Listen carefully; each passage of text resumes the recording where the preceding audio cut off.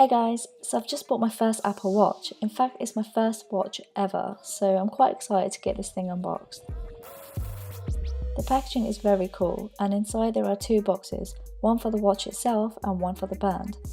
Inside the box is your standard documentation, the user guide and info about the watch, which I'm not going to read into.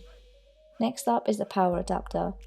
The box also contains the magnetic charging cable to go with it, and of course there's also the Apple Watch itself, sitting inside this little protective cover. As it says on the back, this is the 44mm model. I got it in space grey because I think it's the best colour. Look how sleek it looks. Onto the band. So I got the watch with the black sport band, but I'm not a fan of it. I much prefer the sport loop band, but this was the only model in stock and I didn't want to wait any longer. Let me just attach the band and see what it looks like. Okay, so it definitely looks big on my wrist, but I think I'll get used to it pretty quickly once I start using it.